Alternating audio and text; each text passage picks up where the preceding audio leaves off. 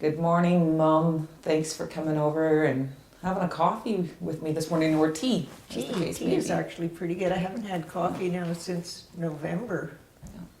And yeah, I'm glad to be here. The morning is just spectacular, and it was nice to take the drive from my Agay Chua Agaichua. to Agay Not. And if you were still drinking coffee, I'd have asked you Di and Leah, but you're drinking tea, so then Di and Yeah, Leah. D, Kusho, D, and Lee. Really like this tea. So we're going to talk a bit about some of the work you and I have been doing lately. I say lately, but it's been an ongoing conversation in some respect my entire life. Yeah.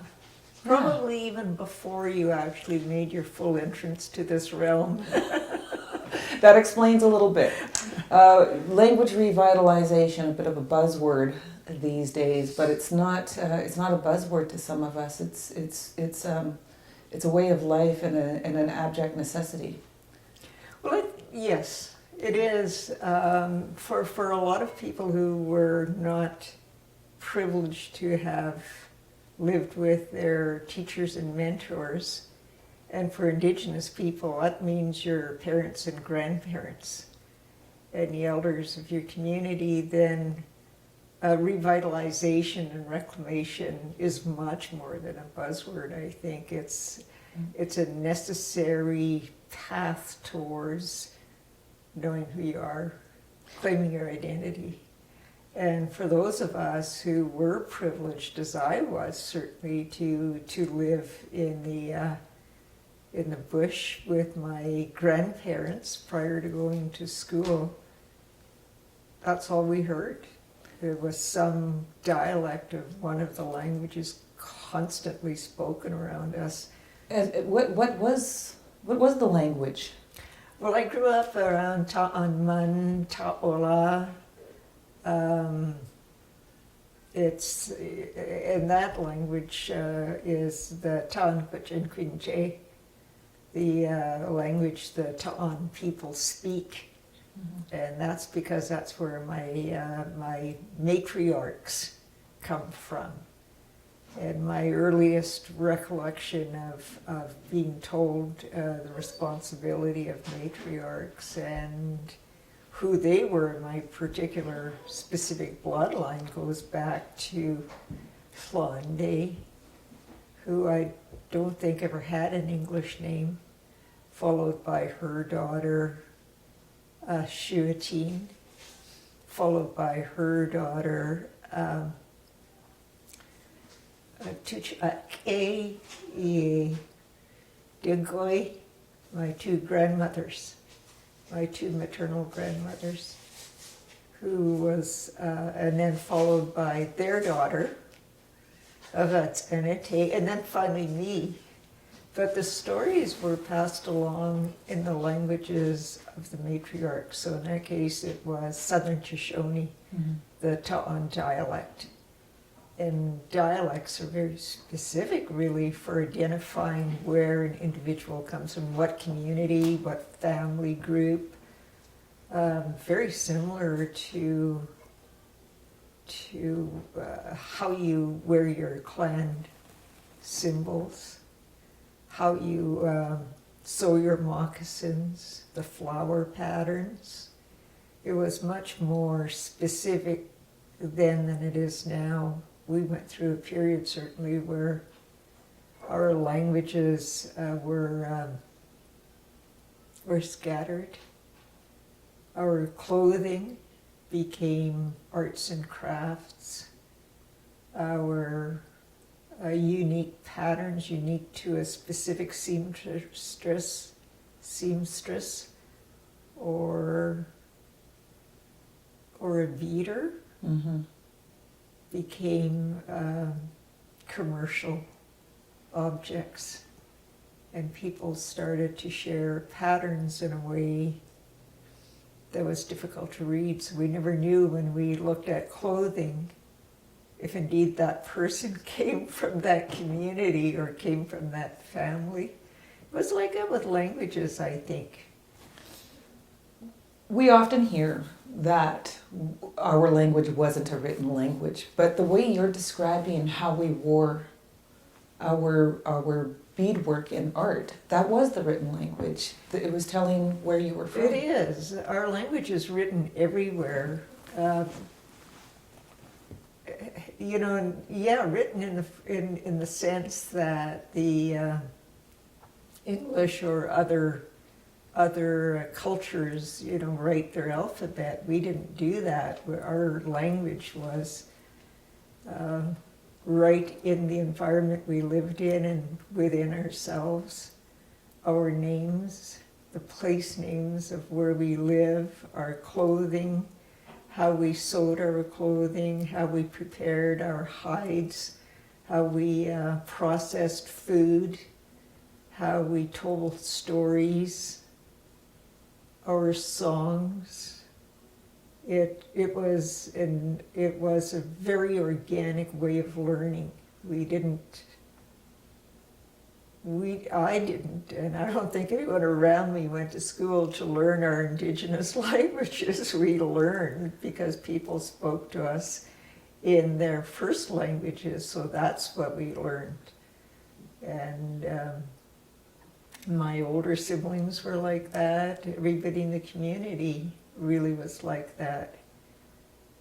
And just not my own community, all the indigenous communities were there. So the disruption, of course, when some of us were kidnapped from our homes and stolen from our families, was pretty intense, very profound. And yeah, we didn't write our language, but you know, we tell our story from the time of creation. And real storytellers, the ones that carry the knowledge and the history, they don't deviate from how the story was told to them. Mm-hmm. And I would listen to the elders, and they all started their stories with, "This is how it was told to me." They didn't claim the stories. They always advised that the story was told to them in a way, and they told it the same way, so that there would be no misunderstanding or changes. And that's how we were able to retain our knowledge and history back to creation. And again, storytelling it's an art, but it's a different kind of art now. We go to storytelling festivals. We get creative and take artistic license when we're telling stories to an audience that's non-Aboriginal. I know I listen to myself, and when I'm telling a story to a young audience in schools, grade schools, I really temper the stories and make it much more fun. And it's the same with non-Aboriginals. They don't understand, so you make it different for them. And so in that way, our languages were changed as well. But when I tell a story and I know one of my elder siblings is in the audience, or an elder that I have knowledge of, I'm very, very careful. I find myself monitoring myself a lot that way because they know. There are mentors. Yes. Yes. You're my mentor, you have your mentors, and it is important for us to show that we're carrying it the way they wanted us to, the way they want us to, and the way it's necessary to. They don't even have to speak. We just have to know they're there. And everything in us wants to do right by them and the other elders. There seems to be a bit of a social tide shift. What, if any, conversation was happening around language revitalization in the 1970s, 1980s? I think it even goes back further than that. At least in my experience. Because I really never lived in town, in Whitehorse, Chulin, until I had to come in to go to school. Mm-hmm. I went to public school because I never went to residential or mission school, and was never in foster care. I was always in the care of either elders in my community, because I have two grandmothers from my mother, and that is a result of the grandmother who raised me. She couldn't have children, so her sister, as well as other community members, made a family for her. And my mom was given to her aunt while she was still an infant. And I was raised with both grandmothers. My paternal grandmother, I never knew her. She died when Dad was, he thinks he might have been 9, but either 7 or 9. His memory was not clear on how old he was. He just knows he was very young. And so I never knew her. So that kind of teaching in Aboriginal culture flows through your maternal line in any event. So although my paternal grandmother passed on, my teaching was not interrupted. So when I started to attend school, and we laugh at it, you know, my siblings and I, because we went through the same thing, not my younger siblings, because by the time they came along and started school, they had a better grasp of English than we did. We learned our English from elders who were really speaking a pidgin English, I guess. It was, you know, more Aboriginal, the words were more Aboriginal than they were English. So it was brutal when we went to school, because that was the English we used. And I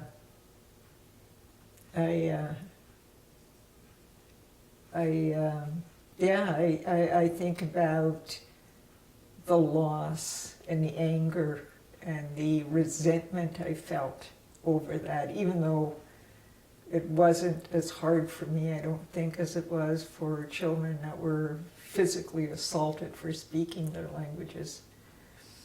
But still, you know, our pain is a collective pain.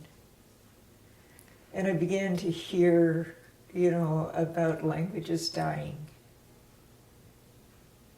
And, you know, it just never sat well with me.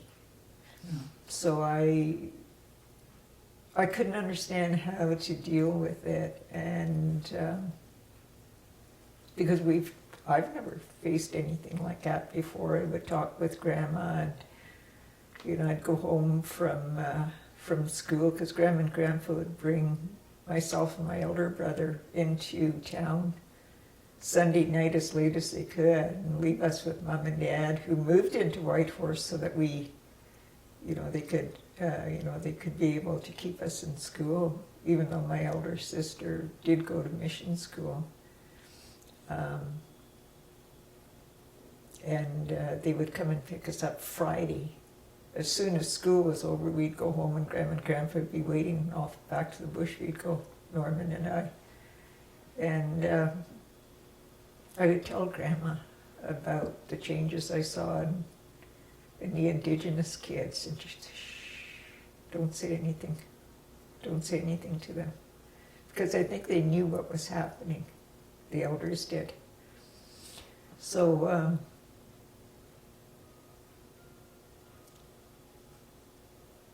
so when we met elders, the first thing they would say to us, Aboriginal kids, didn't matter where they met us, they'd look at us. Sorry.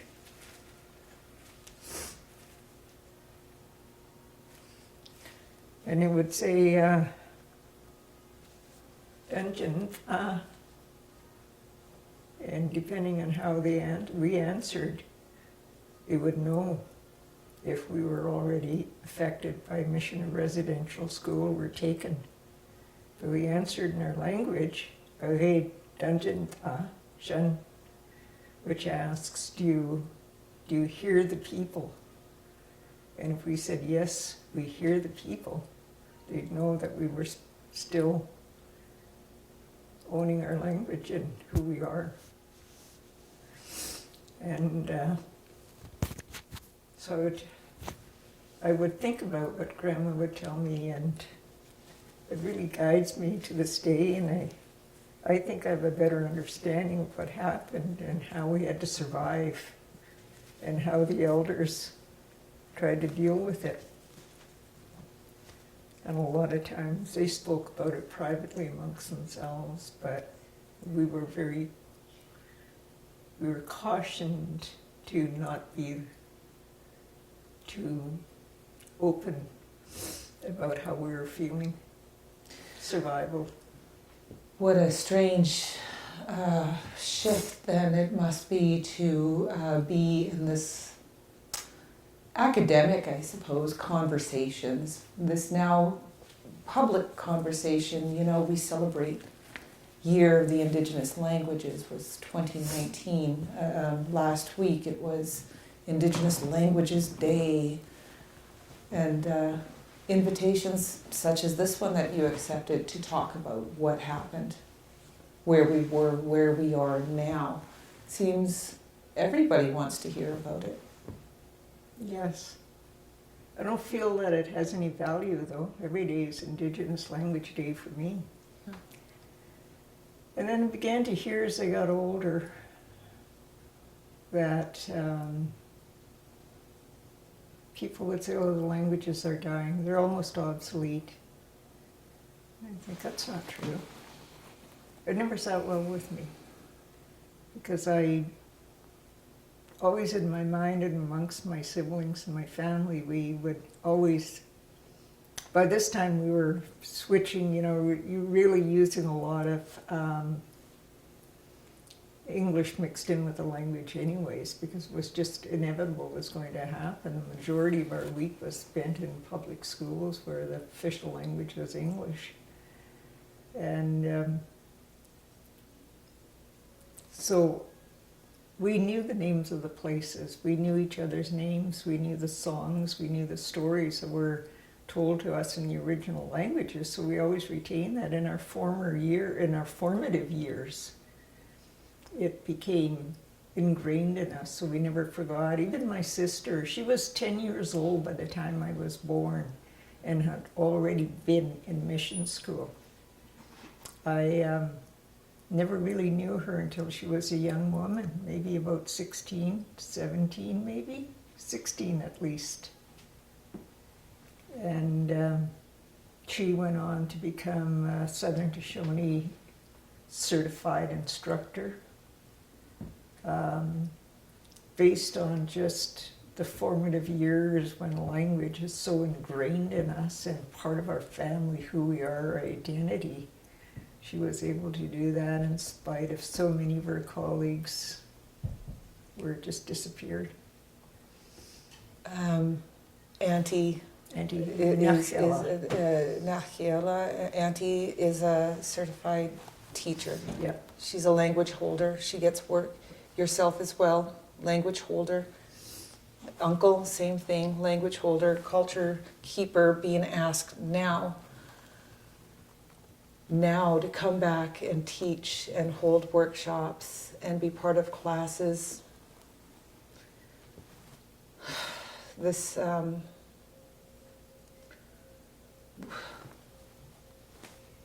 how do you process that, having your formative years, the formal education that was expected of your family to come in and bring you into school, Auntie going to mission school, to have this turnaround of, oh, now we all want you to come and teach. Yeah, it's something that I talk about a lot with my elder brother. It was Kagani Uie Denke. He and I were the ones that lived with Grandma and Grandpa. It was the way it was. We never we never were put into residential and mission schools because of a couple of reasons. One, because Mom had lost her Indian status when her father, Captain Frank Slim, left his Indian status behind and franchised himself in order to get his pilot's papers and to seek his captain's papers to pilot the riverboats. And so when he did that, Mom was beneath the age of 21 yet, which means under the Indian Act, when the father, the male head of the household, enfranchised himself, then the wife and all of the children beneath the age of majority, which was 21 then, were also enfranchised. And Dad is an American. So once, how I got into mission school, I don't know. I think nobody ever asked. Mm-hmm. And then Mom said one day she was approached by the administrators when she went to visit Nachela. And I remember those times visiting my elder sister with my grandma and Mom. But I don't recall her. I knew she was my sister. I never sort of knew beyond that. And I always see her as a young girl with her black hair and her beautiful smile and her beautiful face. And they were staying in the old barracks, the Baptist church barracks that were across from, it's on, you know, across from what's now the High Country, and that's where those barracks were, old army barracks.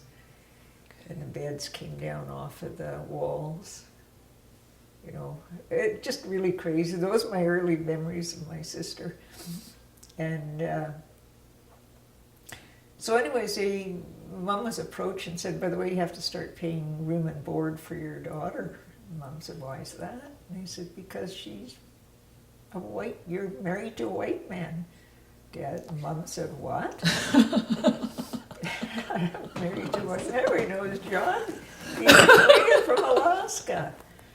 But I guess they thought in their simplified version of talking to this woman, that's what you would understand. But Mom and Dad moved into Whitehorse full time, even though Whitehorse was part of our traditional territory.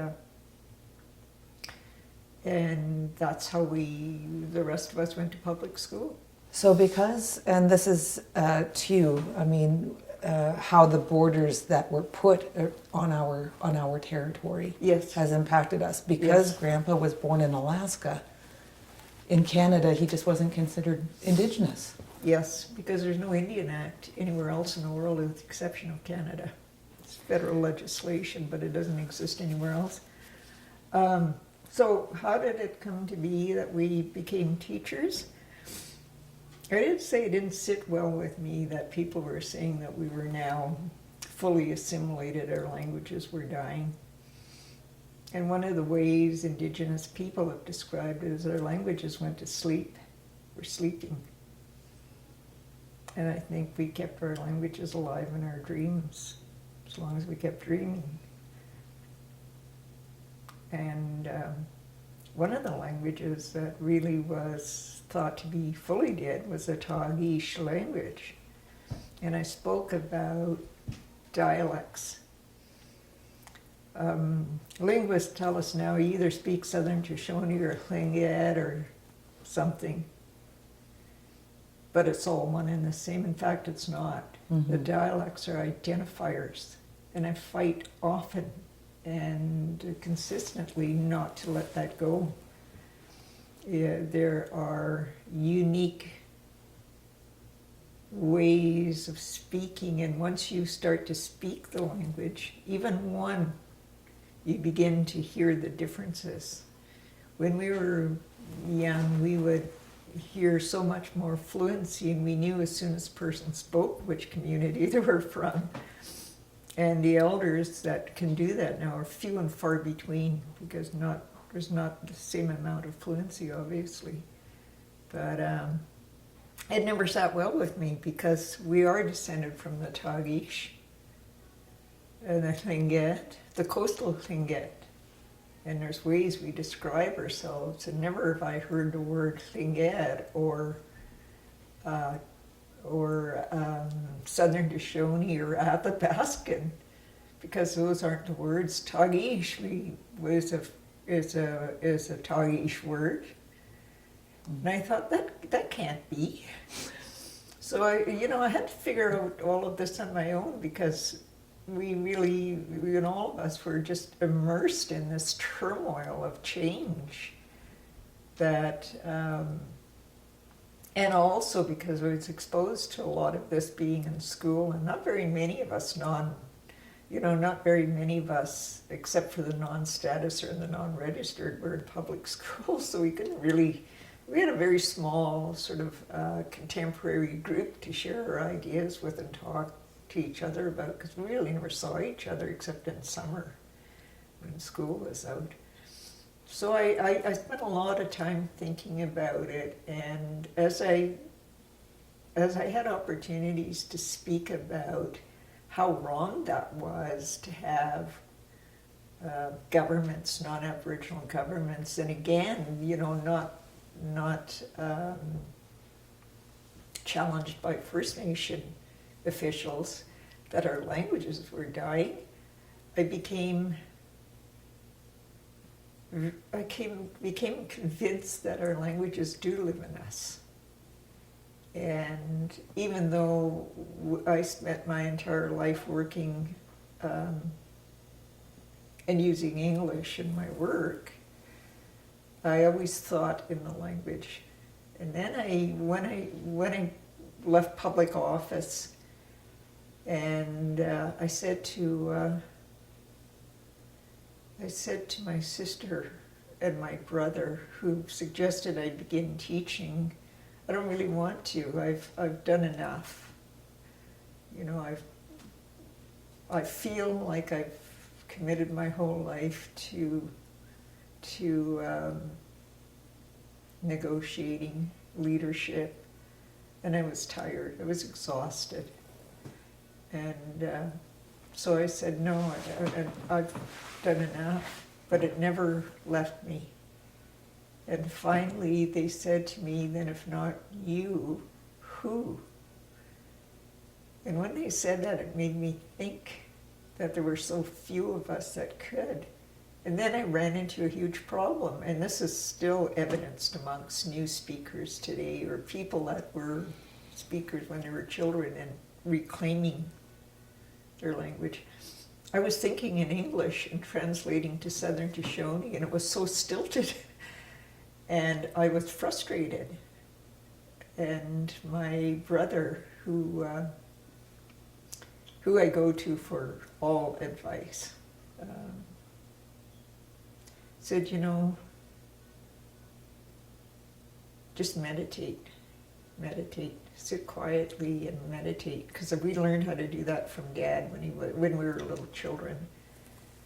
Dad used to meditate to get through the war. And so he taught me that when I was very young. And he said, just do that, and you're going to hear the voices, you're going to hear the people talking to you. And done is the people. So I waited, and sure enough, I could hear the people talking to me. I'd be relaxed, or I'd wake from a sleep, and I could hear the voices. I'd hear Mom, Dad, who, they're passed on, Grandma and Grandpa, all the other elders. And I could hear the voices. And it was probably the best thing that happened. It was amazing. And I realized if I can do that, then that's my purpose. Otherwise I would have lost it. I was so ready to leave it all behind, because I was tired of a lifetime of negotiating, fighting. And that really set my purpose. So it became easier. But I also felt that it was overwhelmed with a lot of people that were not Aboriginal wanted to learn the languages. And I didn't know how to deal with that. I felt resentful because I knew what was stolen from us and why and by whom. These same people coming to learn the language and edging out Aboriginal people whom I felt my ability to teach them languages, that was their birthright. And so there was a lot of struggles for me, but I think I'm finding my feet under myself. I'm feeling the strength and where I'm going. I started out with teaching Southern Shoshone, and now I'm teaching Tagish. Where do you see the future of our language and languages? What do you see when you look at the future now? I see a really strong future for us. I know that I face criticism, particularly from people who wanted to learn Tagish when I first started. And there were a lot of people that were non-Aboriginals. I knew it was going to happen. There's some sort of mysticism for learning a language that presumably was obsolete. And so I took a stand and said, I need to focus on this because there's no one that can help us. We have to depend on the recordings left by the fluent speakers, the documents that they wrote with linguists that I really didn't know how to read because I'm not a linguist. I'm not trained as a language instructor. And I had and still have a really strong feeling that my role is to help my people recover their birthright first, and then we'll think about others later. Well, do you find the conversation parallels all of the other conversations we're having right now about reclamation, the repatriation of art, and the repatriation of our, regalia that ends up in a museum thousands of miles away? That it's not, this is ours and ours alone, but you used a word earlier in this conversation, scattered, where it's scattered right now. That's what happens when something's been impacted and there's the shrapnel and the explosion that happens. So right now, language, culture, our way, Danke, we're in a gathering place. We are. Please let us gather. And then we can have maybe a conversation about who can, It is happening. The youth today live in a different time. They are not afraid that they're going to get beaten or have their mouth washed or stolen from their families. But these are the descendants of people who lived that. Fear of speaking your language, fear of having an opinion, fear of being seen, fear of asking for anything. And they don't have that, and that's what we work towards. That's what we work so hard for, not just my generation, but the generations that were first impacted. They knew if there were pockets of knowledge, because it's in the indigenous way to share, it was going to grow from there. Mm-hmm. And I remember being a young woman, not really fully clear about why these elders, whom I admire and love so dearly, were working with these non-Aboriginal linguists, documenting stories, language. And when I look at it now, I see so much that wasn't documented, and I realize that's the way we are. We could share a lot, but we're very clear in what we share. So I fill in a lot because I didn't have a barrier between myself and my elders. Mm-hmm.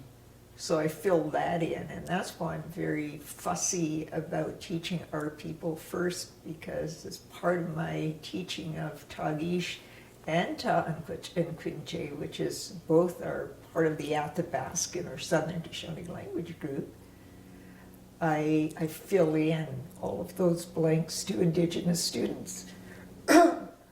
Excuse me.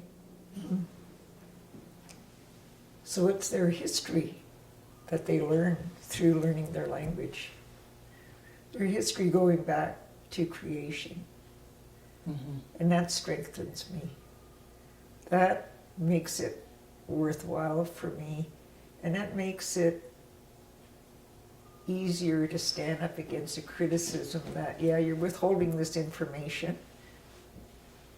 But, you know, you'd have to really work hard at making me feel guilty about that. You'd have to do a lot better, because I lived through what you've done to me. So don't try to guilt me into teaching just anybody. If you don't meet the criteria of being a Tagish descendant or a Ta'an descendant, the chances of me committing myself to you are pretty slim, because I don't have the time. However, these people that I'm teaching will become teachers, and maybe they will teach you.